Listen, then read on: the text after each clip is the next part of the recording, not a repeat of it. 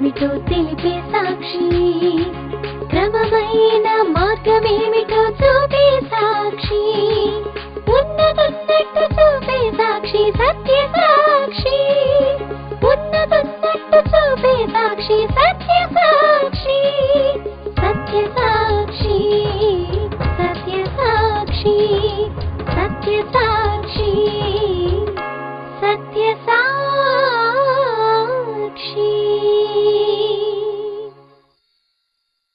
సత్యసాక్షి అను మా TV కార్యక్రమమునకు ప్రేమపూర్వక ఆహ్వానము.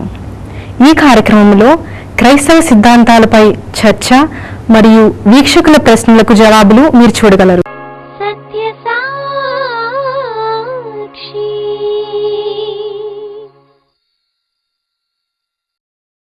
Satyasakshi witness of the truth ప్రత్యేక ఆహ్వానము. Satyasakshi summit saint Mary's auditorium Sangeet theatre వెనుక, సికింద్రాబాద్. ప్రతి గురువారము సాయంత్రము 5 గంటల నుండి. ప్రసంగికులు డాక్టర్ బాబులు గారు మరియు బ్రదర్ వెంకటేష్ పాల్ గారు. అంశములు దేవుడు, కుటుంబము, డబ్బు, సిద్ధాంతములు, సువార్థీకరణ, నాయకత్వము, మోటివేషన్, బైబిల్ విశ్లేషణ, నమ్మకత్వము, ప్రశ్నలు జవాబులు మరియు నేనేమి చేయగలను. అందరికీ ఇదే మా ఆహ్వానము. గమనిక, ప్రతి గురువారం సాయంత్రం ఈ గొప్ప సమ్మిట్ కు అందరూ క్రమం తప్పక వచ్చి సత్య సాక్షులై నిలిచి మీ తరంలో, మీ ప్రాంతంలో వారికి ఒక మోడల్ గా ఉండండి. అందుకు కావలసిన ప్రోత్సాహము మేము మీకు ఇస్తాము. Saint Mary's auditorium Sangeet theatre వెనుక, సికింద్రాబాద్. ప్రతి గురువారము సాయంత్రము 5 గంటల నుండి. దేవుణ్ణి ఆరాధించుటకు సంఖ్యాకాండం 16వ అధ్యాయం. మోషే అహరోనులకు విరోధముగా పోగుపడి, మీతో మాకిక పని లేదు, ఈ సర్వ సమాజంలోని ప్రతివాడును పరిశుద్ధుడే, యెహోవా వారి మధ్య ఉన్నాడు, యెహోవా సంఘము మీద మిమ్మును మీరేలా హెచ్చించుకొనుచున్నారనగా, తనవాడు ఎవడో పరిశుద్ధుడు ఎవడో రేపు యెహోవా తెలియచేసి వానిని తన సన్నిధికి రానిచ్చును, ఆయన తాను ఏర్పరచుకొనిన వారిని తన యొద్దకు చేర్చుకొనును. అప్పుడు యెహోవా ఏ మనుష్యుని ఏర్పరచుకొనునో వాడే పరిశుద్ధుడు. లేవి కుమారులారా, మీతో నాకిక పని లేదు. తన మందిర సేవ చేయుటకు యెహోవా మిమ్మను తన యొద్దకు చేర్చుకొనుటయు, మీరు సమాజం ఎదుట నిలిచి వారు చేయవలసిన సేవ చేయనట్లు ఇశ్రాయేలుల దేవుడు ఇశ్రాయేలుల సమాజంలో నుండి మిమ్మను వేరుపరచుటయు మీకు అల్పముగా కనబడునా? ఇందు నిమిత్తము నీవును నీ సమస్త సమాజమును యెహోవాకు విరోధముగా పోగై ఉన్నారు. అహరోను ఎవడు, అతనికి విరోధముగా మీరు సరుగనేలా అనెను. అయితే వారు, మేము రాము, ఈ అరణ్యములో మమ్మను చంపవలనని పాలు తేనెలు ప్రవహించు దేశంలో నుండి మమ్మను తీసుకుని వచ్చుట చాలన్నట్టు మా మీద ప్రభుత్వం చేయుటకు నీకు అధికారము కావాలనా? అందుకు మోషే మిక్కిలి కోపించి, నీవు వారి నైవేద్యమును లక్ష్య పెట్టకము, ఒక గాడిదనైనను వారి యొద్ద నేను తీసుకొనలేదు, వారిలో ఎవరికి నేను హాని చేయలేదని యెహోవా యొద్ద మనవి చేశాను. మీలో ప్రతివాడును తన తన ధూపార్తిని తీసుకొని వాటి మీద ధూపద్రవ్యము వేసి, ఒక్కొక్కడు తన ధూపార్తిని పట్టుకొని 250 ధూపార్తులను యెహోవా సన్నిధికి తేవలెను. నీవును అహరోనును ఒక్కొక్కడు తన ధూపార్తిని తేవలెనని చెప్పెను. కోరహు ప్రత్యక్ష గుడారం యొక్క ద్వారమునొద్దకు సర్వసమాజమును వారికి విరోధముగా పోగు చేయగా, యెహోవా మహిమ సర్వసమాజమునకు కనబడెను. క్షణములో నేను వారిని కాల్చివేదనని మోషే అహరోనుతో చెప్పగా, అప్పుడు యెహోవా మోషేకు ఇలాగ సెలవిచ్చెను, కోరాహు, దాతాను, అబీరాముల యొక్క నివాసముల చుట్టుపట్ల ఉండి తొలగిపోవుడని సమాజముతో చెప్పుము. అతడి దుష్టుల గుడారము యొద్ద నుండి తొలగిపోవుడి. మీరు వారి పాపములన్నిటిలో పాలివారై నశింపకయుండునట్లు వారికి కలిగినదేదియు ముట్టకుడి అని ఆ సమాజముతో అనెను. మోషే సమస్త కార్యములను చేయుటకు యెహోవా నన్ను పంపిననియు, నా అంతటి నేనే వాటిని చేయలేదనియు దీనివలన మీరు తెలుసుకొందురు. అయితే యెహోవా గొప్ప వింత పుట్టించుట వలన వారు ప్రాణములతో పాతాళములో కూలినట్లు భూమి తన నోరు తెరిచి వారికి కలిగిన సమస్తమును మృంగివేసిన ఎడల వారు యెహోవాను అలక్ష్యము చేసిరని మీకు తెలియననెను. భూమి తన నోరు తెరిచి వారిని, వారి కుటుంబమును, కోరహు సంబంధులందరినీ, వారి సమస్త సంపాద్యమును మృంగివేశాను. బైబిల్లో ఉన్న కొన్ని సంఘటనలు మనకెంతో భయాన్ని, విచారాన్ని కలిగిస్తాయి. అవి మనం తప్పనిసరిగా తెలుసుకొని ఉండాలి. సండే స్కూల్ వయసులోనే చిన్నపిల్లలుగా చర్చికి వెళ్ళినప్పుడే ఇలాంటి సంఘటనలు, కథలు అన్నీ మనం తెలుసుకొని ఉండాలి. యవనస్తురాలు ఫోన్ చేసి ఏం చెప్పిందంటే, నేను ఈ వారం నుండి సండే స్కూల్ బాధ్యత వహిస్తున్నానండి, ఏం చెప్పాలి అని అడిగింది ఆమె. నేను అన్నాను, బైబిల్లో ఉన్న చక్కని కథలు చక్కగా నేర్చుకొని ఒక్కొక్క కథ వివరించి చెప్పమ్మా. కథలు చెప్పినప్పుడు పిల్లలు బాగా అర్థం చేసుకుంటారు అని చెప్పాను. కనుక కయ్యను, హేబెలు విభిన్న మనస్తత్వాలతో ఉన్నారు. మనం కయ్యను వలె ఉండకూడదు, హేబెలు వలె ఉండాలని. యాకోబు, ఏశావులు వేరువేరుగా పుట్టి పెరిగారని, అయితే యాకోబు దేవుని బిడ్డగా చివరికి నిలిచాడని, ఏశావు మరి భ్రష్టుడైపోయాడని అదొక స్టోరీ బైబిల్లో. ఇలాంటివి చిన్నప్పటి నుండి కూడా నేర్చుకుంటే మనము పెద్దవాళ్ళమైనప్పుడు మన పిల్లలకు వాటిని నేర్పగలుగుతాం. కనుక మనకు బాగా వచ్చి ఉండాలి. కూర్చొని ఆ సందర్భమంతా బాగా చదవాలి. చదివినప్పుడు మనకు కంఠస్థం రావాలి, తప్పు లేకుండా. ఆ స్టోరీ అంతా, స్టోరీ అనే మాటకు కట్టుకథ అని కాదు, స్టోరీ అంటే ఒక కథ అని. వాస్తవమైన కథలు ఉన్నాయి, కట్టుకథలు ఉన్నాయి. దేన్నైనా ఇంగ్లీష్లో స్టోరీ అంటారు. Daniel story, Joseph story, Abraham story, నోవాహు స్టోరీ అని పిలవచ్చు. కనుక కోరహు, దాతాను, అబీరాము 24వ వచనంలో ఉంది. వాళ్ళ ముగ్గురు పేర్లు వరుసగా. కోరహు, దాతాను, అబీరాము ఈ ముగ్గురు 250 మంది వాళ్లను సపోర్ట్ చేసే వ్యక్తులను ఏర్పరచుకొని మోషే, అహరోనులకు వ్యతిరేకముగా వారు పోగయ్యారు. వాళ్ళ చరిత్ర అంతా సంఖ్యాకాండం 16లో ఉన్నది. వారిని దేవుడు ఎలా నాశనం చేశాడో, భూమి నెరలు విడిచి వారిని అనుసరించిన 250 మందిని ఎలా మృంగివేసిందో అనే సందర్భాన్ని మనం చదువుకున్నప్పుడు మనకు నిజంగా భయం కలుగుతుంది. అమ్మో, దేవుడు ఇంతటి భయంకరుడా? తన సేవకులకు వ్యతిరేకముగా మాటలాడిన వారిని, ఇది సత్యమునకు ఎదురు తిరిగిన వారిని ఇంత ఘోరంగా శిక్షిస్తాడా అనే భయం మన హృదయాల్లో కలుగుతుంది. మరి మనం అలాంటి పొరపాటు చేయకుండా మనం మెలకువ తెచ్చుకోవాలి. రెండవది, మనమే మోషే, అహరోను లాంటి వారము. దేవుడు మనలను ఏర్పరచుకొనగా ఈ లోకంలోని శత్రువులు మనల్ని వ్యతిరేకిస్తారు, హేళన చేస్తారు. అయితే వారి పాపాన్ని బట్టి వారే నాశనం అవుతారు. మోషే, అహరోను లాంటి దేవుడు ఏర్పరచుకున్న మనల్ని దేవుడు కాపాడతాడు, శత్రువుల యొక్క కుట్ర నుండి విడిపిస్తాడు అనే విషయం మనం ధ్యానం చేసి దేవునికి స్తుతులు చెల్లించాలి. బైబిల్లోని వాక్యం చదువుకున్నప్పుడు ఆ వాక్య భాగాన్ని మన జీవితంతో పోల్చుకోవాలి. నేను కూడా ఇలాంటి శ్రమనే ఎదుర్కొన్నాను. అయితే దేవుడు మోషే, అహరోనులను కాపాడినట్లు నన్ను కూడా కాపాడుతున్నాడు, గనుక దేవునికి స్తుతులు అని చెప్పి ఆరాధనలో దేవుణ్ణి, ఆయన మేళ్లను జ్ఞాపకం చేసుకుని స్తుతులు చెల్లించాలి. ఆరాధన అంశము అనగానే దేవుడు చేసిన మేళ్లను జ్ఞాపకం చేసుకుని సమాజంలో ఎలుగెత్తి దేవునికి స్తుతులు చెల్లించాలి. చాలామంది ఆరాధనని ప్రారంభించి ఏడుస్తారు, 2 చేతులు పైకెత్తుతారు, ఏదో ఏడుస్తారు, దాన్ని ఆరాధన అని పేరు పెడతారు. లేక 9, 10, 15 పాటలు వరుసగా పాడతారు నిలబడి. అది కాదు ఆరాధన. క్రొత్త ఆరాధన చేయడం అంటే వాక్యములో నుండి ఒక సందర్భాన్ని జ్ఞాపకం చేసుకొని, దైవ సేవకులు బైబిల్లోని వాక్యాన్ని మనకు వివరించి చెప్పినప్పుడు దానిలో దేవుడు భక్తులైన వారిని ఎలా కాపాడాడో వివరణ ఇచ్చినప్పుడు మనము వారితో పోల్చుకొని క్రొత్త ఆరాధన చేయాలి.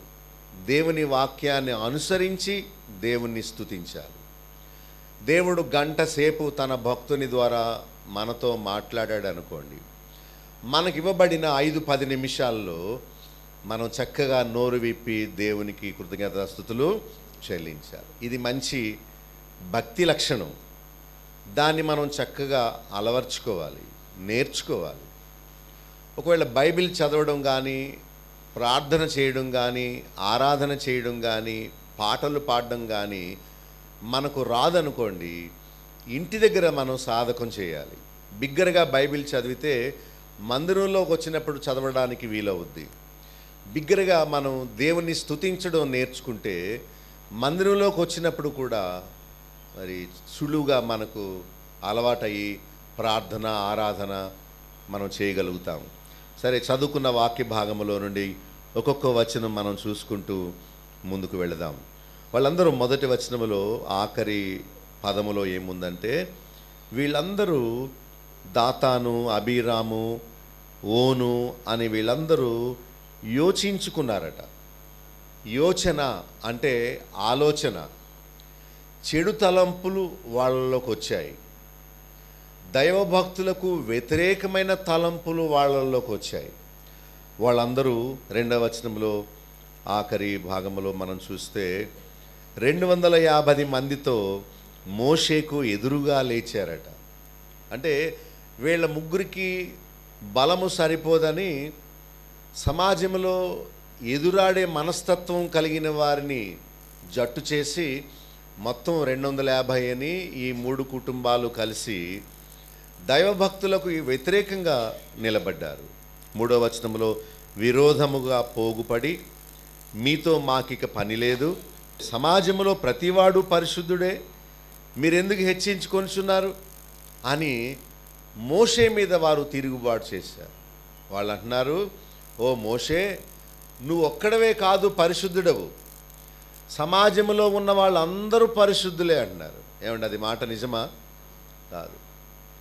యేసుక్రీస్తు రక్తముతో కడగబడినవాడు పరిశుద్ధుడు, దేవుడు ఏర్పరచుకొనినవాడు పరిశుద్ధుడు, కానీ అందరూ పరిశుద్ధులు కాదు. 7వ వచనంలో అప్పుడు యెహోవా ఏ మనుషుని ఏర్పరచుకొనునో వాడే పరిశుద్ధుడు. నాకు చెప్పండి, దేవుడు ఏ మనుషుని ఏర్పరచుకొనునో వాడే పరిశుద్ధుడు. అంటే యెహోవా అనే మాట నేను ఎక్కువ ఉచ్చరించడానికి భయపడతాను. నేను రాసుకునేటప్పుడు కూడా నోట్స్లో యెహోవా అని ఉన్న ప్రతి సమయము నేను దేవుడు అని రాసుకుంటాను. ఒక పెద్ద ఆయన్ని పేరు పెట్టి పిలవడానికి మనం తెగించాం. ఆయన ఎవరో అనే దాన్ని బట్టి మనం పిలుస్తాం. ముఖ్యమంత్రి వర్యులు అంటారు, అంతేగాని ఫలానా పేరు పెట్టి పిలవరు. చూసారా, వాళ్ళందరూ వేరుపడి పోగుపడ్డారు, విరోధముగా పోగుపడ్డారు. అందరం పరిశుద్ధులమే, నువ్వేంటి గొప్ప, నువ్వేంటి నాయకత్వం చేస్తున్నావు, మేమెందుకు నాయకులుగా ఉండకూడదు అని విరోధముగా పోగుపడ్డారు. దేవుడు ఉంచాడు గనుక మనము ఈ స్థితిలో ఉన్నాం. పేదవారిగా కొందరిని, డబ్బు ఉన్నవారిగా కొందరిని, నాయకులుగా కొందరిని, విధేయులుగా కొందరిని, బస్సు నడిపించేవాడుగా ఒకడిని, కండక్టర్గా మరొకడిని, ప్యాసింజర్గా మరొకడిని, బస్సును ఆయిల్ పోసి మెకానిజం చేసి బాగా పనిచేసేలా మరొకడిని.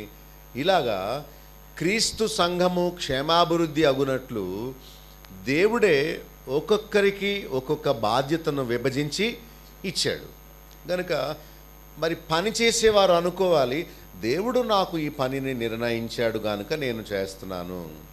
సూపర్వైజర్ ఏమనుకోవాలంటే, దేవుడు నన్ను ఈ స్థితిలో ఉంచాడు కనుక నేను ఈ పనిని చేస్తున్నాను.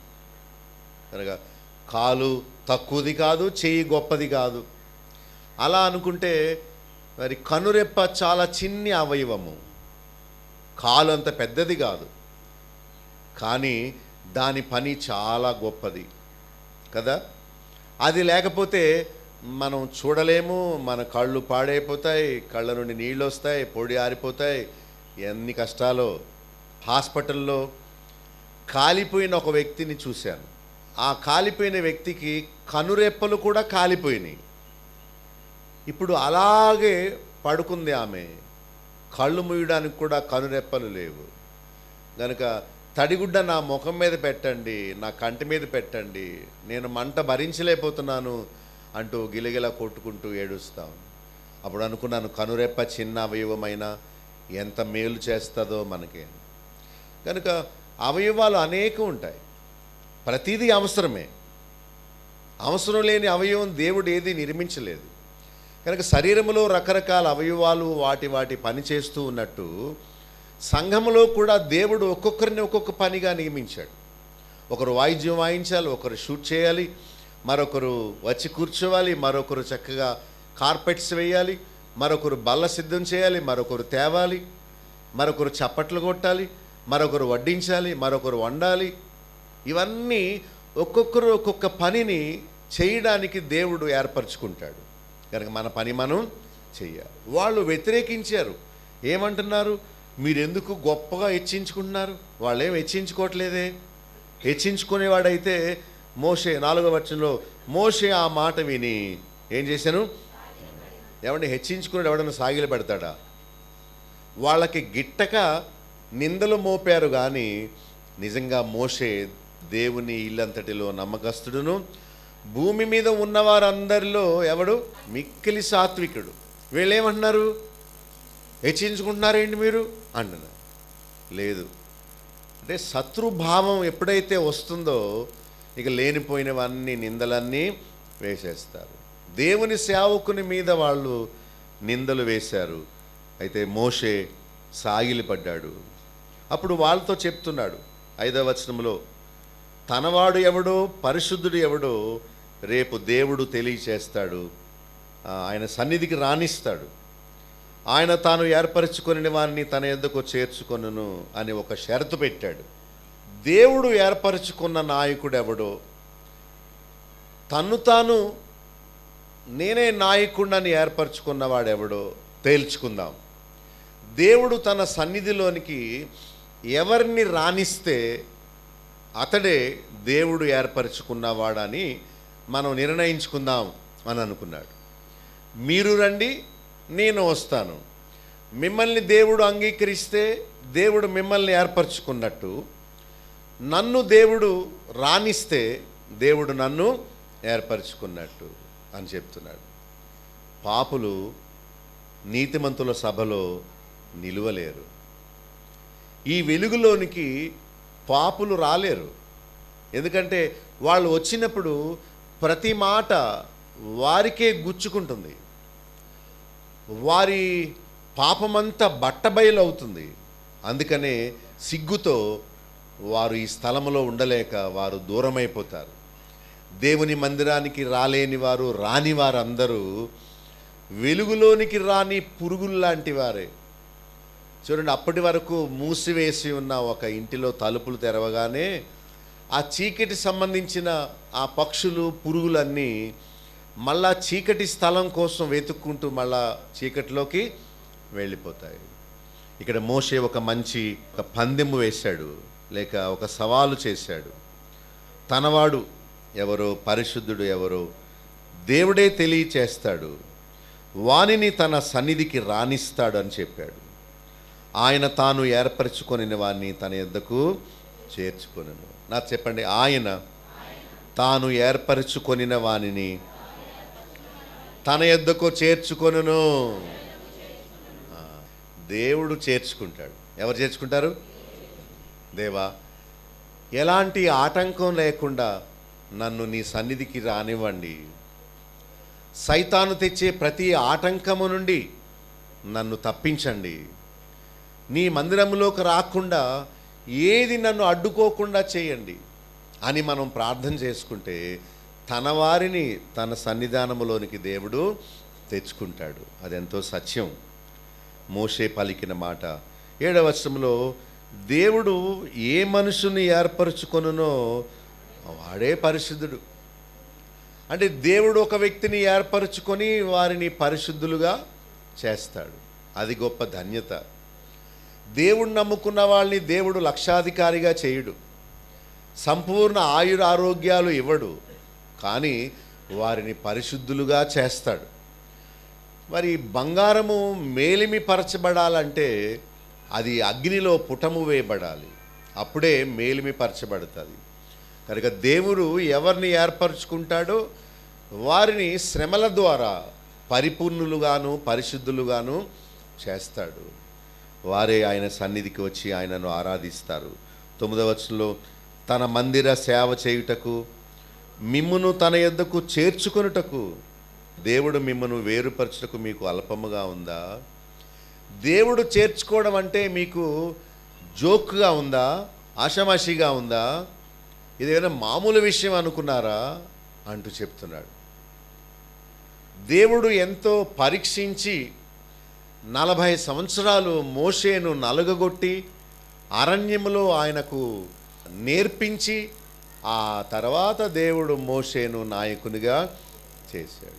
తర్బీదు లేకుండా సౌలును రాజుగా చేసిన మూలానే సౌలు తప్పిపోయాడు.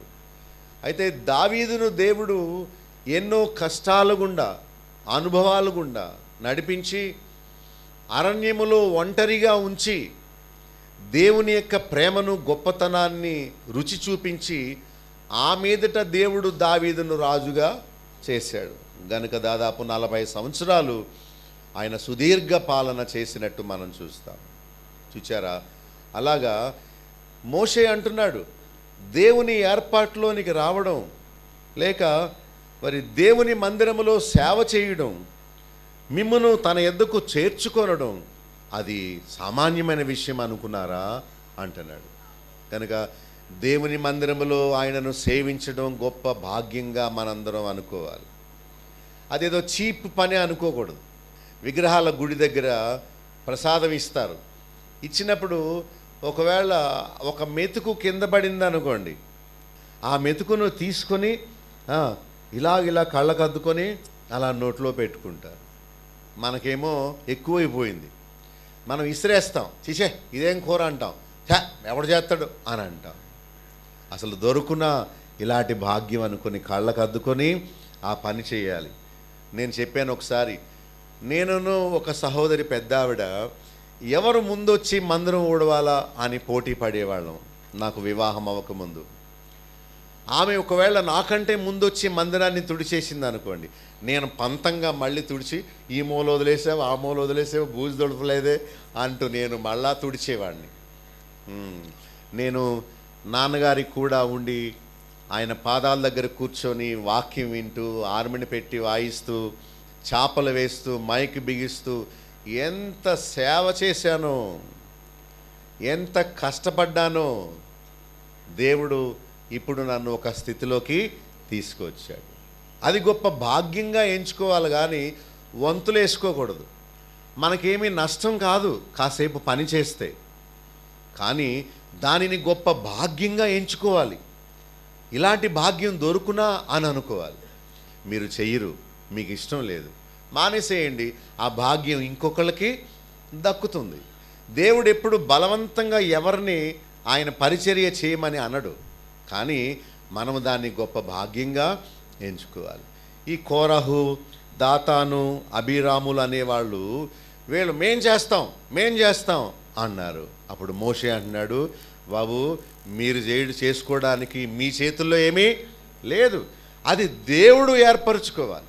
ఏమన్నాడు చూడండి 9వ వచనంలో, తన మందిర సేవ చేయుటకు యెహోవా మిమ్మును తన యొద్దకు చేర్చుకొనుటకు మీరు సమాజం ఎదుట నిలిచిన వారు చేయవలసిన సేవ చేయనట్లు ఇశ్రాయేలు దేవుడు ఇశ్రాయేలు సమాజం మిమ్మను వేరుపరచుటకు మీకు అల్పముగా కనబడునా? ఇది ఏదో చిన్న పని అనుకున్నారా? లేకపోతే ఏదో చుట్టాల దగ్గర వంటలతో వేయడం అనుకున్నారా, గిన్నెలు కడిగేయడం అనుకున్నారా, వంటలు చేసేయడం అనుకున్నారా? నో నో నో, ఇది అల్పమైన విషయము కాదు అని వారిని హెచ్చరిస్తున్నాడు. మనం కూడా దేవుని మందిరములో పరిచర్య చేయడం గొప్ప భాగ్యం అనుకోవాలి. ఆ భాగ్యం మనకెందుకు దక్కకూడదు అని వంతులేసుకోవాలి. ఈ వారం నేను చేస్తాను, ఈ వారం నాకు అవకాశం ఇవ్వండి, దేవుని పని నన్ను చేయనివ్వండి అనుకొని మనం ఎంతో పోటీ పడుతూ ఆ పని చేసుకోవాలి. అలాంటి భాగ్యం కోసం మనం ఎదురు చూడాలి. తర్వాత 10వ వచనంలో వాళ్ళు యాజకత్వమును కోరుచున్నారట. అంటే మేం చేస్తాం ఆ పని, పరిచర్య కాదు వాళ్ళు కోరుకునేది. ఏం కోరుకుంటున్నారు? పెత్తనం చేస్తాను నేను, కానీ పరిచర్య చేయను. యాజకుడు, ప్రధాన యాజకుడు అంటే వాళ్ళు ఉన్నతమైన వారు. లేవి గోత్రములోనే యాజకత్వం చేసేవాళ్ళు చాలా తక్కువ మంది. అది దేవుని సన్నిధానములోనికి, అతి పరిశుద్ధ స్థలములోనికి వెళ్ళి మరి దేవునికి నైవేద్యము అర్పించే గొప్ప పని. వాళ్ళేమో నేను ఆ పని చేస్తాను అంటూ తమ్మును తాము హెచ్చించుకుంటున్నారు. 11వ వచనంలో వారు దేవునికి విరోధముగా పోగయ్యారట, సణిగారట. 12వ వచనంలో రమ్మని పిలిస్తే వాళ్ళు ఏమంటున్నారు? రామంటున్నారు. అప్పుడు మోషే ఎలీయాబు కుమారులైన దాతాను, అబీరామును పిలువనంపించెను. అయితే వారు మేము రాం. అయ్యో, దేవుడు స్వయంగా మాట్లాడు, కానీ దేవుడు తన సేవకుని ద్వారా మాట్లాడతాడు. క్షమిద్దామని పిలిచాడు, వాళ్ళను సరిచేద్దామని పిలిచాడు. అయితే ఈ అధ్యాయం చివరి భాగంలోకి వచ్చేటప్పటికి చాలా విచారంగా ముగిస్తుంది. వాళ్ళందరూ నాశనం అయిపోయారు. వాళ్ళ కుటుంబ సభ్యులు కూడా నాశనం అయిపోయారు. వాళ్ళ వెనక వచ్చినటువంటి 250 మంది జనం కూడా కాల్చబడ్డారు, బొగ్గు అయిపోయారు. నేను ఈ వాక్యాన్ని చదువుకున్నప్పుడు నాకు ఎంత భయం వేసిందో. అయ్య బాబోయ్, దేవునికి విరోధముగా మనం ఎప్పుడూ పోగవ్వకూడదు. ఆయన పిలిచినప్పుడు రావాలి, లేకపోతే ఆయనకు కోపం వస్తుంది. వారు రామని చెప్తున్నారు. ఎంత ధైర్యమో చూడండి వాళ్ళకి. మేము రాము అనెను. ప్రభుత్వము చేయుటకు నీకు అధికారం కావాలా? దేవుడిచ్చిన అధికారం అది. వాళ్ళేమో మోషేను, అహరోనుకు వ్యతిరేకంగా మాట్లాడుతున్నారు. 14వ వచనంలో చివరి భాగంలో ఈ మనుషుల కన్నులు ఊడదీయుదువా అని మేము రాము అన్నారు. ఏమండి, కళ్ళు ఊడదీయడానికి పిలుస్తున్నాడా? తప్పురాబాయ్, అలాగనకండి. అలాగా అహంకారంగా ఉండొద్దు దేవుని విషయంలో. ఒకవేళ మీ ఇంటి పక్క వారితో మీకు పోట్లాట జరిగిందనుకో, అప్పుడు ఏదో మీరు గర్వంగా అతిశయంగా వాళ్ళు ఏదో మాటలు అన్నారంటే అనుకోవచ్చు. దేవుడి విషయం వచ్చేటప్పటికి మీరు ఎందుకు రామంటున్నారు? రండి రండి, మిమ్మల్ని సరిచేస్తాను రండి. అది పద్ధతి కాదు, అది విధానం కాదు. మీరు అలా హెచ్చించుకోకూడదు, మీరు లోబడాలి అని అంటుంటే వాళ్ళు రామని చెప్పి అన్నారు. మా కళ్ళు ఊడదీయడానికి నీ మమ్మల్ని పిలుస్తున్నావా అని వ్యతిరేకించారు. 15వ వచనంలో మోషేకు చాలా కోపం వచ్చింది. అందుకు మోషే మిక్కిలి కోపించి ఏం చేశాడు? ప్రార్థన చేశాడు. మోషే సాత్వికుడని దేవుడు సాక్ష్యం ఇచ్చాడు. ఆయనకి మిక్కిలి కోపం వచ్చి ఏం చేశాడు? అన్ని బదలు కొడిచాడా? నాకు తెలిసిన ఆయన ఒక ఆయన ఉన్నాడు. ఆయన కోపం వచ్చి టీవీని ఒక తన్నుది అన్నట్టు, టీవీ బళ్ళు మని పగిలిపోయింది. వాళ్ళు ఎవడంతా నువ్వు కొనుక్కున్న టీవీయే, నువ్వు బదలు కొట్టుకున్నావు నాకే అందట. ఆ తర్వాత కళ్ళు తెలిసాడు, అయ్యో నిజమే కదా అని. చూసారా, తన కోపము తన శత్రువు అని. అయితే మోషేకు వచ్చిన కోపం సరిచేసే కోపము, ప్రార్థన చేసే కోపము. దేవునికి మొర్రపెట్టాడు, వారిలో ఎవరికి హాని చేయలేదు. ఇక 16, 17, 18 వచనాల్లో 250 మంది 250 ధూపార్తులను తెచ్చి యెహోవా సన్నిధిలో నిలిచారు. అంటే వాళ్ళంతట వాళ్ళే మమ్మల్ని ఎందుకు ఒప్పుకోవు, మమ్మల్ని ఎందుకు అంగీకరించవు, మేము ఎందుకు రాకూడదు, మేము వచ్చేస్తాం అని చెప్పేసి 250 మంది వచ్చేసారట. నేను అన్నాను ఒకసారి, మీరు బాప్తీసం తీసుకోకుండా కానుకలు ఇవ్వద్దు అన్నాను. ఒక పాస్టర్ నాకు ఫోన్ చేసి, ఏంటి కొత్త బోధ చేస్తున్నావు, బాప్తీసం తీసుకున్న వాళ్ళే కానుకలు ఇవ్వాలా? మిగతా వాళ్ళు ఇవ్వకూడదా, అలాగని ఎక్కడుంది చెప్పు అని నాతో అరగంట సేపు వాదానికి దిగాడు. నేనన్నాను, బాబు పాపుల దగ్గర నీవు కానుకలు తీసుకుంటే వాళ్ళు మారరు, నేను తీసుకోను, నువ్వు మారిన తర్వాత ఇయ్యి అంటే అప్పుడు వాళ్ళు మారుతారు. మారకుండా ఇచ్చే కానుక లంచం, మారిన తర్వాత ఇచ్చే కానుక కృతజ్ఞత అని చెప్పాను. అతనికి అర్థం అవ్వలేదు. అతను డబ్బులు పాస్టర్ అనుకుంటా. ఎవరైనా సరే ఇచ్చేయండి, ఎవరైనా సరే ములిగేయండి, ఎవరైనా సరే బలలో పాలు పొందేయండి అని చెప్తాడేమో, అందుకనే నాతో పోట్లాట పెట్టుకున్నాడు. చూసారా, దేవుడు ఏర్పరచుకోకుండా వస్తే తగలబడిపోతారు. దీన మనసుతో కాక గర్వహృదయముతో దేవుని సన్నిధికి వస్తే భూమి నెరలు విడిచి వారిని మింగేస్తుంది. ఎంత ధైర్యం! అక్కడ జరిగిన సందర్భం ఏంటంటే, దేవుడు ఎవరిని ఏర్పరచుకుంటాడో వాడే ఆయన సన్నిధికి వస్తాడు అని మోషే చెప్పాడు. అప్పుడు వీళ్ళందరూ నేను కూడా ఏర్పాటు చేసుకున్నాను నేనే అనుకుంటూ ముందుకు వచ్చేసారు, చచ్చిపోయారు. ఎంత అవివేకమైన పని చేశారో చూడండి వాళ్ళు. యెహోవా సన్నిధిని నిలిచారు. 19వ వచనంలో సర్వ సమాజమును మరి దేవుని భక్తులకు విరోధముగా పోగు చేశారు. అప్పుడు దేవుని మహిమ అందరికీ కనిపించింది. 20-21 వచనాల్లో దేవుడు చెప్తున్నాడు, మోషే అహరోనులారా భక్తులారా మీరు దూరం జరగండి, వీరిని క్షణములో కాల్చివేస్తానన్నాడు. దేవుడు శిక్షించాలంటే పెద్ద ప్రణాళిక ఇయ్యాలా? అక్కర్లేదు. క్షణమట. ఎంతసేపు అంటే చాలు, దుమ్ము ఎగిరిపోయినట్టు ఎగిరిపోతారు. నేను చెప్తుంటాను ఎప్పుడు, మన దృష్టిలో ఇంత గోళీ లాంటి మట్టి బిడ్డ దాన్ని చిదిపేయడం ఎంత సులువో మన బొటన వేలు కింద పెట్టి ఇలా అంటే ఏమైపోద్ది? మట్టి అయిపోతుంది. అలాగా దేవుని గొప్పతనం ముందు భూమి కూడా ఇసుక రేణువు లాంటిది. ఇలా అంటే ఈ భూమి అంతా నలిగిపోద్ది, బూడిద అయిపోతుంది. ఆయనేమి ప్రణాళికలు వేసి యుద్ధ నౌకలు, యుద్ధ విమానాలు, ఇంకేయో బాంబులు సిద్ధపరిచి నడుండ్రా వెళదాం అని చెప్పి 1 నెల రోజులు యుద్ధం చేస్తే అదే అక్కర్లేదు ఆయనకి. ఆయన అన్నాడు, క్షణములో వీరిని కాల్చేస్తాను, ప్రక్కకు తొలుగు అన్నాడు. వెంటనే మోషేకి మామూలే కదా, ఏమంటున్నాడు 22వ వచనంలో, సాగిలపడి సమస్త శరీరాత్మలకు దేవుడు అయిన దేవా, ఒక్కడు పాపం చేస్తే సర్వ సమాజం మీద కోప్పడతావా అని మళ్ళీ అడ్డుకున్నాడు. మోషే గాని అడ్డుకోకపోతే మొత్తం అక్కడున్న వాళ్ళందరూ చచ్చిపోను. మనం దేవుని గురించి ఆలోచించినప్పుడు చులకనగా ఎప్పుడు అనుకోకూడదు, తక్కువగా ఎప్పుడు తలంచకూడదు. అమ్మో ఆయన భయంకరుడైన దేవుడు అనుకోవాలి, కానీ మనం ఇచ్చే కానుకలన్నీ పోగు చేసుకొని కాలం గడుపుతున్నాడని ఎప్పుడు అనుకోకూడదు. ఆయన గొప్పవాడు, మనం ఊహించలేని గొప్పవాడు ఆయన. 23-24 వచనాల్లో కోరహు, దాతాను, అబీరాముల నుండి తొలగిపోండి అని చెప్పాడు. 26వ వచనములో దుష్టుల గుడారము యొద్ద నుండి తొలగిపోవుడి, వారి పాపములన్నిటిలో పాలివారై ఉండకుడి, వారికి కలిగినది ఏదియో ముట్టకుడి, లేకుంటే మీరు నశిస్తారు అని చెప్పాడు. కనుక తప్పు బోధలకు కూడా మనం దూరంగా ఉండాలి, తప్పు బోధకులకు కూడా మనం దూరంగా ఉండాలి, వాళ్ళ మధ్యలో నిలబడకూడదు. 3 విషయాలు చెప్తున్నాడు. వారి గుడారము యొద్ద నుండి తొలగిపోవాలి. ఏం చేయాలి? ముందు వాళ్ళ గుడారం అంటే వాళ్ళ మందిరం.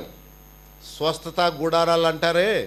ఒకసారి నేను టీవీ పెట్టాను, పెట్టగానే ఒక అతను ఇక్కడ వైట్ కాలర్ పెట్టాడు, ఒక హాఫ్ కోట్ వేసాడు.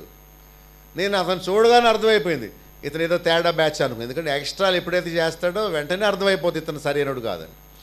ఆ పెట్టిన 1 నిమిషంలోనే అతని యొక్క జిమిక్స్ అన్నీ అర్థమైపోయినాయి. ఇలాగాని ఈ పక్కన పాడేశాడు, ఇలాగాని ఈ పక్కన పాడేశాడు. అగ్ని పుట్టిస్తున్నాడు పక్క నుంచి, అతని కింద నుంచి అగ్ని వచ్చేలా ఎడిటింగ్ చేసుకున్నాడు ఆ టీవీలో. అంటే నరకంలో ఉన్నాడేమో అనుకున్నాను నేను. ఈ అగ్ని చూపించగానే తగులు పడిపోతున్నాడేమో అనుకున్నాను నేను. వాళ్ళ ప్రవర్తన ఒక మెతుకు పట్టుకొని ఇలాగంటే చాలు, అది ఉడికిందో లేదో తెలుస్తుంది. మొత్తం జీవితం అంతా చదవక్కర్లేదు. వీడు కేకలేస్తున్నాడు అనగానే వీడు ఆ బాపుతో అనుకోవాలన్నమాట. 3 మాటలు, వాళ్ళ గుడారములో నుండి ఏం చేయాలి? తొలగిపోవాలి. రెండవది, వారి పాపముల్లో పాలివారై ఉండకూడదు. మూడవది, వారికి కలిగినది ఏదియో ముట్టకుడి. వాళ్ళు ఇచ్చిన నూనె సీసాలు ముట్టకుడి, వాళ్ళు ఇచ్చిన చేతి రుమాళ్ళు ముట్టకుడి, వాళ్ళ సన్నిధికి పోకుడి. ఒకవేళ వెళితే వాళ్ళతో పాటు మీరు నశించిపోతారు అని చెప్తున్నాడు. 28వ వచనంలో, దేవుడు నన్ను పంపాడు, నా అంతట నేనే వాటిని చేయలేదని మోషే చెబుతున్నాడు. కానీ మనందరం అనుకోవాలి ఏమని? నా అంతట నేనే దేవుణ్ణి నమ్ముకోలేదు, దేవుడు నన్ను పంపించాడు ఈ సన్నిధికి, దేవుడు నన్ను ఏర్పరచుకున్నాడు. అదేదో పాట ఉంది, మొదట నిన్ను ఎరుగా నైతిని, మొదటే నన్ను ఎరిగితివి, వెదుకాలేదు ప్రభువా నేను, వెదకితివి పాపిని, దేవాని తలంపులు. రక్షణ మనం కొన్ని తెచ్చుకున్నది కాదు, దేవుని ఏర్పాటు అనుకోవాలి. ఏమనుకోవాలి? మనం ఇక్కడ ఉండడానికి కారణం మన బలము, మన ప్రార్థన, మన తెలివితేటల వల్ల వచ్చామా, లేక దేవుని ఏర్పాట? మోషే నాయకుడు అవ్వడానికి కారణం మోషేనా, దేవుడు ఏర్పరచుకున్నాడా?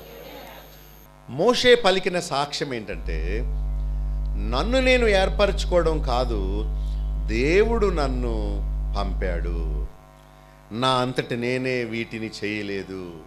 మనం కూడా అలాంటి దీన మనసుతో ఉండాలి.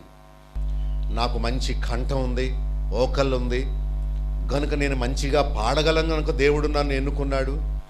వీళ్ళందరూ దరిద్రులు, నేను ప్రత్యేకమైన వ్యక్తిని గనుక నన్ను దేవుడు ఏర్పరచుకున్నాడు, నాకు ప్రత్యేకమైన వరాలు ఇచ్చాడు, లేకపోతే నాకు ప్రత్యేకమైన సామర్థ్యాలు ఇవ్వబడ్డాయి, అందుకనే దేవుడు నన్ను కోరుకున్నాడు అని అనుకోకూడదు.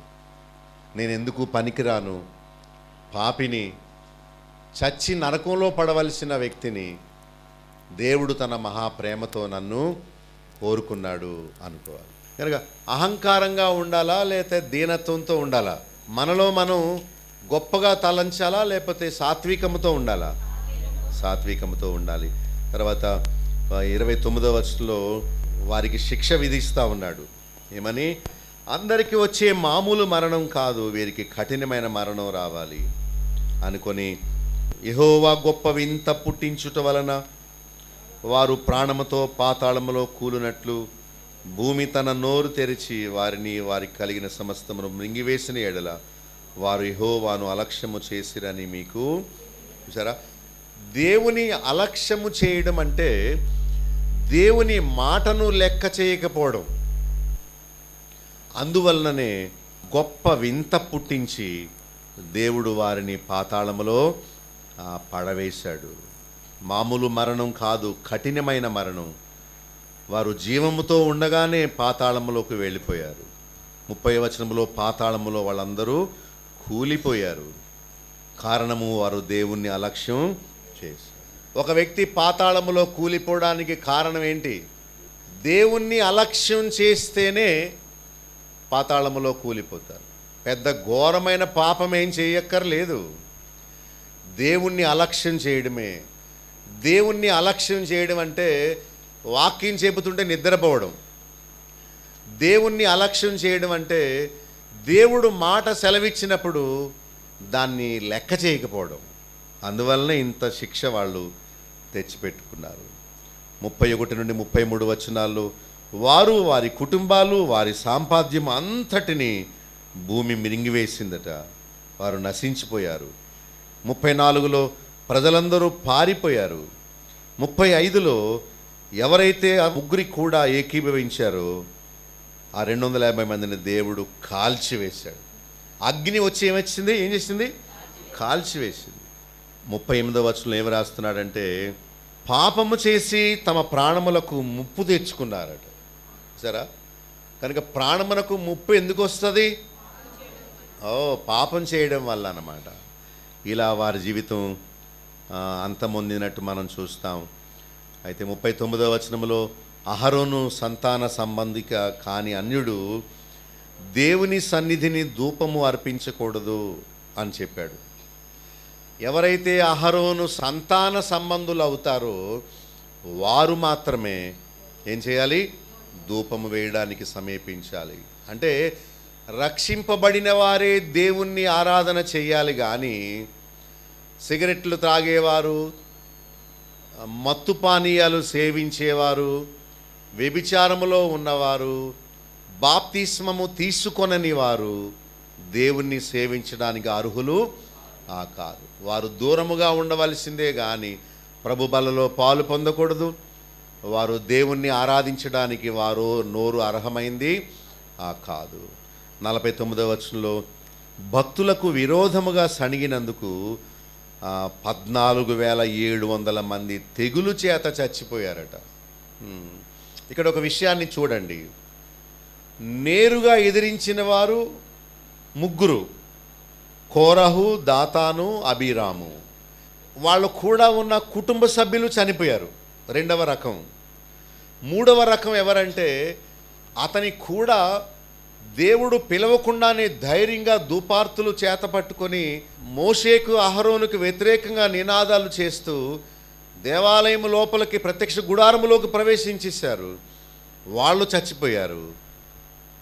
3వ రకం. ఇక 4వ రకం ఎవరంటే వాళ్ళు చనిపోయిన మరుసటి రోజు పాలెములో ఉన్న ప్రజలు ఇదిగో మన వాళ్ళందరూ చనిపోవడానికి వేళ్లే కారణం అన్నారట. ఎన్ని వేల మంది? 14,700 శవాలు లెక్క పెట్టారు. అమ్మోయ్, మీకు భయం అనిపించట్లేదా ఈ మాటలు విన్నప్పుడు? ప్రత్యక్షంగానో పరోక్షంగానో తిరుగుబాటుదారులను ప్రోత్సహించిన మూలానే ఇన్ని వేల మంది చనిపోయారు. ఊహించండి, 10 మంది ఎక్కడన్నా చనిపోతే పెద్ద న్యూస్, అది మెయిన్ న్యూస్ అది. అలాంటిది భూమి నెరలు విడిచి పాతాళం మింగేసిందంటే అది ఎంత భయంకరమైన విషయమో. ఒకరోజు మీకు చెప్పాను, పాతాళము చాలా పెద్దది. భూమి ఎంతుంటే పాతాళం అంత ఉంటుందేమో. అది నోరు తెరిచి అలా కూర్చుంటుందట. ఒక వస్తువును కిందకి జార విడిస్తే అలా ఎలా పడిపోతుందో, భూగ్రామములో నుండి ఏ ఆత్మ అయినా శరీరాన్ని వదిలిపెట్టి బయటకు వచ్చిందా, ఈ అయస్కాంతపు శక్తి అని లాగేసుకుంటుంది తన లోపలికి. ఇక ఆ ఊబిలోకి, ఆ జిగురులో అంటే లోపలి ఈ ఊబిలోకి, బిలములోకి, పాతాళములోనికి వెళ్ళిపోయిందనుకోండి మనిషి ఆత్మ. 2వ పునరుత్థాన బోర ఊదే వరకు ఆ ఆత్మలన్నీ బంధింపబడి ఉంటాయి. ఎక్కడికి తప్పించుకోలేరు. దేవుణ్ణి నమ్ముకొని చనిపోయిన వారందరూ పరదేశంలో నిద్రపోతూ ఉంటే, దేవుణ్ణి నమ్మక చనిపోయిన వారందరూ పాతాళములో బంధించబడతారు. అప్పుడైతే ఆ 3 వాళ్ళ భార్యలు, పిల్లలు, కుటుంబీకులందరూ ఎవరైతే వాళ్ళ పక్షంగా నిలబడ్డారో వాళ్ళందరూ బ్రతికి ఉండగానే పాతాళములోనికి లాక్కొని పోబడ్డారు. పాతాళం యొక్క బలము నుండి తప్పించగలిగిన వారు ఎవరు లేరు. కనుక మనం దేవుని పక్షంగా ఉండాలి కానీ తిరుగుబాటుదారుల పక్షంగా ఎప్పుడూ ఉండకూడదు. ఉంటే ఎంతో నష్టం కలుగుతుంది. సరే, మనం ఈ అధ్యాయంలో నుండి కొన్ని మేళ్ళు చెప్పుకుందాం. 5వ వచనంలో యెహోవా తెలియచేసి తన సన్నిధికి రానిచ్చువాడు, ఆయన తాను ఏర్పరచుకొని వారిని తన యొద్దకు చేర్చుకుని. దేవుడు ఏర్పరచుకొనిన మూలానే మనం ఇక్కడ ఉన్నాం. అవునా కదా? కానీ ఏమని ఆరాధించాలి? హల్లెలూయా హల్లెలూయానా? అది వెర్రితనం. ఆరాధన అంటే హల్లెలూయా హల్లెలూయా హల్లెలూయా కాదు. పిచ్చివాళ్ళు చేస్తారు ఆ పని. ఆరాధన అంటే, దేవా, ఆనాడు మోషే అహరోనులను ఏర్పరచుకున్నట్టు నీ వాక్యమును నాకు తెలియచేసి 5వ వచనంలో నీ సన్నిధికి నన్ను రానిచ్చినందుకు నీకు స్తోత్రం. బురద కాళ్ళతో ఉన్న వాళ్ళని ఎవరైనా లోపలికి రానిస్తారా? మీ ఇంట్లోకి మీరు రానిస్తారా? రానివ్వు. అలాంటిది బురద కాళ్ళతో బురదలో ఉన్న మనల్ని ఆయన కడిగి ఆయన సన్నిధికి తీసుకుని వచ్చాడు. తాను ఏర్పరచుకొనిన వారిని ఆయన తన యొద్దకు చేర్చుకొనును. దేవుడు చేర్చుకున్న మూలానే మనం ఇక్కడున్నాం. అంతేగాని మన సొంత బలము చేత కాదు. చూడండి, కీర్తన 65వ అధ్యాయం 4వ వచనం చదువుతాను. నీ ఆవరణములలో నివసించినట్లు నీవు ఏర్పరచుకొని చేర్చుకొనివాడు ధన్యుడు.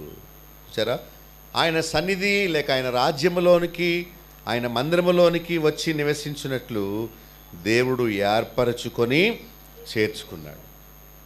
అందుని బట్టి దేవునికి స్తుతులు చెల్లించాలి. దేవా, నన్ను ఏర్పరచుకున్నందుకు స్తోత్రాలు, నన్ను ఏర్పరచుకొని నీ సన్నిధిలో చేర్చుకున్నందుకు స్తోత్రాలని దేవుని స్తుతి చెల్లిద్దాం. ఇర్మియా 30:21. వారిలో పుట్టినవాడొకడు వారికి రాజుగా ఉండును, వారి మధ్యను పుట్టినవాడొకడు వారిని ఏలును. నా సమీపమునకు వచ్చుటకు ధైర్యము తెచ్చుకున్నవాడెవడు? నా సన్నిధికి వచ్చినట్లుగా నేను వానిని చేరదీసెదను. నా చెప్పండి, నా సన్నిధికి వచ్చునట్లుగా నేను వానిని చేరదీసెదను. ఎంత చక్కని మాటలో 49వ అధ్యాయము 19వ వచనం మధ్యలో చదువుతాను చూడండి. నిమిషములోనే నేను వారిని దాని యొద్ద నుండి తోలివేయుదును, నేనెవని ఏర్పరుతునో వానిని దాని మీద నియమించెదను. నన్ను పోలిన వాడే నాకు ఆక్షేపణ కలుగు చేయవాడేడి, నన్ను ఎదిరింపగల కాపరి ఏడి. పైన అన్నాడు, నేనెవని ఏర్పరుతునో వానిని దాని మీద నియమిస్తాను. కనుక దేవుడు ఏర్పరిచిన మూలానే మనం ఇక్కడికి వచ్చాం. ఇది మీ వలన కలిగినది కాదు, ఇది దేవుని వరమే. గనుక ఎవడును అతిశయింప వేలు లేదు. ఇది మన ఏర్పాటు కాదు. ఎవరి ఏర్పాటు? దేవుని ఏర్పాటు. మన బుద్ధితో ఇక్కడికి రాగలమా? ఎప్పటికీ చచ్చే వరకు రాలేం. మన గురించి ఏం చెప్తారంటే, దీనికి చచ్చిన బుద్ధి రాదంటారు, వీడికి చచ్చినా మారడంటారు. అలాంటి మనల్ని దేవుడు మనస్సు మార్చి ఇక్కడకు తీసుకొచ్చాడు. మరి రాలేని వాళ్ళ గతి ఏంటంటే, నన్ను అడగొద్దు, దేవుని ప్రేమకు వారు నోచుకోలేదేమో. మనం ఆత్మీయంగా అతిశయించాలి. ఎందుకంటే దేవుడు మనలను ఏర్పరచుకున్నందుకు దేవునికి మనం స్తుతులు చెల్లించాలి. 7వ వచనంలో, యెహోవా ఏ మనుషుని ఏర్పరచుకొనునో వాడే పరిశుద్ధుడు. చూడండి, కీర్తన 105లో ఒక మంచి వాక్యం ఉంది. 105:26వ వచనము. ఆయన తన సేవకుడైన మోషేను తాను ఏర్పరచుకున్న అహరోనును పంపాను. దేవుడు ఏర్పరచుకున్నాడు మోషే అహరోనును. అహరోనును దేవుడు యాజకత్వము చేయనట్లు ఏర్పరచుకున్నాడు. అలాగే మనల్ని కూడా దేవుని సేవ చేయడానికి దేవుడే ఏర్పరచుకున్నాడని చెప్పి దేవునికి మనం స్తుతులు చెల్లించాలి. మీరు మర్చిపోతారా, లేకపోతే మేమే అంటారా? కొంతమందే చక్కగా వింటారు, అప్పుడు అనుకుంటాను వాళ్ళే చక్కగా ఆరాధన చేయగలుగుతారు. వినని వాళ్ళు స్తోత్రం స్తోత్రం స్తోత్రం అంటారు, ఎందుకంటే వాళ్ళు వినలేదు కదా. వినుంటే ఈ మాట పెట్టి ఆరాధన చేద్దురు. వినని వారు ఏమంటారు? పాస్టర్ గారిని దీవించండి. ఇప్పుడు ఎందుకు ఆ ప్రార్థన? కూడొచ్చిన వారందరూ అలగడం నీకెందుకు? ఇది ఒక పాట నేర్చుకున్నారు. కూడొచ్చిన వారందరినీ దీవించండి, మేము ఇక్కడ ఎందుకు కూడి ఉన్నాము నీకు తెలుసు. ఈ మాటలు అస్తమానం ఈ మాటలే ఎవరు చేసినా కూడా. అలాంటి పాచిది, అలాంటి పులిసిపోయింది, అలాంటి చెడ్డిది దేవుడికి వద్దు. దేవుడు కోరేది నీ హృదయంలో నుండి వచ్చే ఆరాధన. దేవా, నా బుద్ధి మంచిది కాదు, అయినా మీరు మార్చారు. ఆనాడు చచ్చిపోవలసిన మోషేను బ్రతికించారు, ఖడ్గం పాలవలసిన మోషేను మీరు తప్పించారు, నిన్ను సేవించే వ్యక్తిగా చేశారు. భయస్థుడైన అహరోన్ని మీరు యాజకునిగా చేసినట్లు ఏ మంచి నీతి లేని నన్ను నీ మందిరానికి వచ్చి నిన్ను సేవించే భాగ్యం ఇచ్చినందుకు నీకు స్తోత్రాలు. అది నిజమైన ఆరాధన. 9వ వచనంలో, తన మందిర సేవ చేయుటకు మిమ్మును తన యొద్దకు చేర్చుటకు మీకు అల్పముగా ఉన్నదా అంటున్నాడు. అంటే దేవుడు తన యొద్దకు మనల్ని చేర్చుకున్నాడు. అది దేవుని ప్రేమ. ఆయన చేర్చుకుంటాడు, ఆయన మనల్ని విడిచిపెట్టడు. ఒకరోజు నేను ఒక వాస్తవం గురించి చెప్పాను. ఏమంటే, ఒక యవనస్తురాలు ఒక అబ్బాయిని ప్రేమించి ఇంట్లోంచి బయటికి వెళ్ళిపోయి ఎంతో అవమానం తెచ్చింది. అప్పుడు ఆ భర్త ఆమెను కొట్టేసి పంపించినప్పుడు మళ్ళా ఇంటికి వచ్చిందట. ఫోన్ చేసిందట, అమ్మా నీ మాట కాదని నేను వెళ్ళిపోయాను, నన్ను క్షమించవా? ఇదిగో నేను నమ్మిన వ్యక్తే నన్ను మోసం చేశాడు, నన్ను క్షమించవా? నీకెంతో అవమానం తెచ్చాను, ఎంతో నష్టం తెచ్చాను, ఎంతో దుఃఖం కలిగించాను, నన్ను నీవు అసహించుకుంటున్నావని తెలుసు, అయితే క్షమాపణ అడుగుతున్నాను, నన్ను రాణిస్తావా? అనగానే వాళ్ళమ్మ ఏడుస్తూ అందట, రామ్మ పర్వాలేదు, మీ నాన్న కూడా నన్ను అలాగే వదిలేశాడు, నేనేదో మిషన్ కుట్టి అలా బ్రతికి నిన్ను అలా పెంచి పెద్ద చేశాను, నేను చేసిన తప్పే నువ్వు చేశావు, రా కలిసి ఏస్త్రాకులో కుట్టుకొని జీవనం సాగిద్దాంరా అని తల్లి రానిచ్చిన మూలానే సిగ్గులేని ముఖంతో ఆ బిడ్డ వచ్చి తల్లి కాళ్ళ మీద పడి, అమ్మా నువ్వు ఒక్కదానివే మంచిదానివే, ఇంక ఈ లోకంలో ఎవ్వరూ మంచివాళ్ళు కాదే, అందరూ స్వార్థపరులే, అమ్మా నన్ను రానివ్వవేమో అనుకున్నాను, నన్ను క్షమించి రానిచ్చినందుకు నీకు ఎన్ని వందనాలమ్మా అనుకుంటూ కాళ్ళ మీద పడి ఏడుస్తూ వందనాలు చెప్పిందట. చరా ఆ తల్లి అన్నది, నీ ముఖం నాకు చూపించుకో, నీవు చచ్చేవనుకున్నాను పో అని అన్నది. అయినా తల్లి అందరూ విడిచిపెట్టినప్పుడు తల్లి చేరదీసిందట. అలా దేవుడు మనలను చేరదీశాడు. ఆ మాటకు అర్థం చెప్పడానికి ఈ మాట మీకు చెప్పాను. ఆయన మనలను చేర్చుకున్నాడు, ఆయన మనలను రానిచ్చాడు, చేరదీశాడు గనుక దేవునికి స్తుతులు చెల్లిద్దాం. 10వ వచనంలో ఆయన నిన్నును నీ గోత్రపు వారందరినీ చేర్చుకొనెను గదా. మోషే చెప్తున్నాడు, ఎంత ప్రేమ చూపించాడు దేవుడు నీ విషయంలో అని. ఇక మరొక మేలు చెప్పుకొని మనం ఆరాధనలోకి వెళదాం. 47వ వచనంలో మోషే చెప్పినట్లు అహరోను వాటిని తీసుకొని సమాజము మధ్యకు పరుగెత్తిపోయినప్పుడు తెగులు జనులలో మొదలుపెట్టి ఉండెను. కాగా అతడు ధూపము వేసి ఆ జనుల నిమిత్తము ప్రాయశ్చిత్తము చేశాను. అతడు చచ్చిన వారికిని బ్రతికి ఉన్న వారికి మధ్య నిలువబడగా తెగులు ఆగెను. అహరోను వచ్చే టైంకి వాళ్ళందరూ తెగులు చేత చచ్చిపోతూ ఉన్నారట. అయితే అహరోను వచ్చి ధూపము వేసి జనుల నిమిత్తము ప్రాయశ్చిత్తము చేసి చనిపోయిన వారికి బ్రతికున్న వారికి చనిపోయే వారికి మధ్యలో నిలబడ్డాడు. ఎప్పుడైతే అహరోను అలా నిలబడ్డాడో తెగులంతా ఏమైపోయింది? ఈ వచనం ఎక్కడో మూల ఉంది, మనం అసలు ఆలోచన చెయ్యం. ఆనాడు అహరోను మధ్యన నిలబడిన మూలానే తెగులు ఆగిపోయినట్టు ఈనాడు యేసుక్రీస్తు ప్రభువు మన కొరకు శిలువ మీద నిలబడిన మూలాన పాపపు తెగులు కూడా ఏమైపోయింది? ఒకవేళ యేసుక్రీస్తు కానీ మధ్యలో నిలబడి ఉండకపోతే మనం కూడా తెగులు చేత ఏమైపోవలసింది? అహరోను ఉండిన మూలాన తెగులు ఆగిపోయినట్టు. ఆనాడు వారికి ప్రధాన యాజకుడు అహరోను, ఈనాడు మనకు ప్రధాన యాజకుడు యేసు ప్రభు. మన పక్షంగా సిలువలో నిలబడిన మూలానే దేవుడు తెగులు ఆగిపోయేలా, తెగులు అంటే శిక్ష, తెగులు అంటే నరకము, తెగులు అంటే పాతాళము, మరణము, నాశనము లేకుండా దేవుడు ఆపాడు. యేసుక్రీస్తే కానీ లేకపోతే మనందరం ఏమైపోయేవారము? చనిపోయేవారు. వాళ్ళ మనసులో వచ్చిందంతే తలంపు. ఈ మోషే అహరోనుల వలననే ఈ 14,700 ప్లస్ 250, ఇంకా ఆ కుటుంబీకులు ఎంతమంది ఉన్నారు, ఇన్ని వేల మంది చనిపోవడానికి కారణం వేళ్లే అనుకుంటున్నారు మనసులో. అంతే, దేవుని ఉగ్రత తెగులు వారి పాలెమ్మకి వచ్చింది, మళ్ళా వేల మంది చచ్చిపోతూ ఉన్నారు. అహరోను వచ్చి ఉండకపోతే పాలెములో ఉన్న వారందరూ తప్పక చదువుకోండి, ఇవన్నీ మీకు గుర్తొస్తాయి, ఇంకెప్పటికీ మర్చిపోరు. చాలా సింపుల్గా, అంటే ఈ చరిత్ర గ్రంథాలన్నీ బోరుగా ఉంటాయి. బోర్ అంటే విసుగ్గా ఉంటాయి, ఏం వింటాం, సంఖ్యాకాండం పద్ధతులన్నీ అనుకుంటాం. కానీ దీనిలో దేవుడు ఎంత మాధుర్యాన్ని దాచిపెట్టాడు. దైవభక్తులు వాటిని వివరించినప్పుడు వాటిని జాగ్రత్తగా విని మళ్ళీ ఇంటికి వెళ్ళి చదువుకుంటే ఇవన్నీ మనకు చక్కగా తేటపడతాయి. కనుక మనం దేవుని స్తుతించడానికి బోల్డని కారణాలు ఉన్నాయి.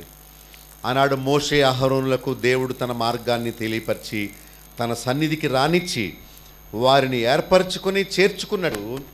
దేవుడు ఈనాడు కూడా మనల్ని ఏర్పరచుకొని చేర్చుకున్నందుకు దేవునికి స్తుతులు చెల్లిద్దాం. ఏర్పరచుకున్న వారిని పరిశుద్ధులుగా చేశాడు. తన సేవ చేసే భాగ్యం ఇచ్చాడు. మనల్ని తన దగ్గరికి చేర్చుకున్నాడు. 47వ వచనములో అహరోను వలె మన మధ్యలో నిలబడి తెగులును ఆపివేశాడు. యెషయా గ్రంథం 53వ అధ్యాయం 10, 11, 12 వచనాలు చదువుతాను. అతడు నలుగొట్టబడుట యెహోవాకు ఇష్టమాయెను. ఆయన అతనికి వ్యాధి కలుగు చేసెను. అతడు తన్ను తానే అపరాధ పరిహారార్థ బలిగా అతని సంతానమును చూచును. అతడు దీర్ఘాయుష్మంతుడగును. యెహోవా ఉద్దేశం అతని వలన సఫలమగును. అతడు తన కలిగిన వేదనను చూచి తృప్తి నొందును. నీతిమంతుడైన నా సేవకుడు జనుల దోషమును భరించి తనకున్న అనుభవ జ్ఞానము చేత అనేకులను నిర్దోషులుగా చేశారు. 12వ వచనంలో ఎలయనగా మరణము నొందునట్లు అతడు తన ప్రాణమును ధారపోసెను. అతిక్రమము చేయవారిలో ఎంచబడిన వాడు ఆయను. అనేకుల పాపమును భరించుచు తిరుగుబాటు చేసిన వారిని గూర్చి విజ్ఞాపన చేశాను. ప్రభుని ఆరాధించడానికి మనం ముందుకు వెళదాం.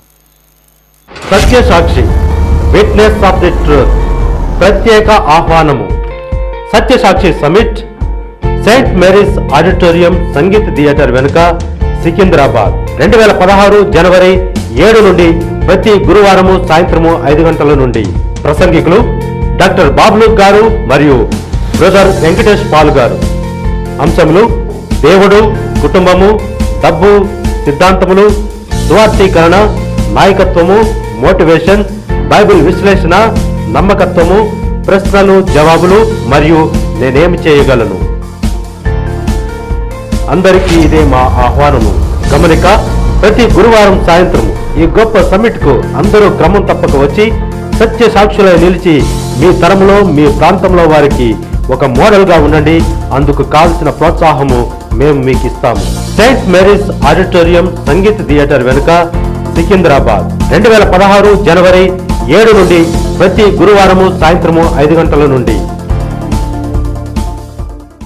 ఇంతవరకు మీరు సత్యసాక్షి టీవీ కార్యక్రమంలో పాస్టర్ బాబులు గారి సందేశాలు విని ఉన్నారు. ఈ వర్తమానాలపై మీకు గల అభిప్రాయాలు, ప్రశ్నలు, సూచనలు నేరుగా మాతో పంచుకొనవచ్చు. బేతేల్ అసెంబ్లీ అను మా సంస్థ ద్వారా ప్రచురింపబడిన కొన్ని విలువైన పుస్తకాలు మీకు ఉచితంగా పంపించగలము. అంతర్జాతీయ సత్యసాక్షి సభ్యత్వము, నేను సత్యసాక్షినే అను సర్టిఫికేట్ మీకు ఉచితంగా పంపించదము. మీరు మీ పోస్టల్ అడ్రస్ మాకు SMS చేయండి. మీ ఇంటికి వాటిని పంపించగలము. ప్రతిరోజు ఎంతో శ్రద్ధగా వీక్షించే సత్యసాక్షి కార్యక్రమాన్ని గురించి మీ బంధుమిత్రులకు తెలియచెప్పండి. ప్రభు దీవెనలు మీకు మెండుగా కలుగుతాయి. మా చిరునామా డాక్టర్ బాబులు గండి, chairman, Bethel assembly, Nallajerla. Pin code 534112, పశ్చిమ గోదావరి జిల్లా, ఆంధ్రప్రదేశ్. మా ఫోన్ నెంబర్స్ 08818277442. మరొక ఫోన్ నెంబర్ 277333. మా సెల్ నెంబర్ 9440111250. మరొక సెల్ నెంబర్ 9000000803. మా ఈమెయిల్ ఐడి satysakshiTV@gmail.com. మా వెబ్సైట్ www.bethelassembly.net.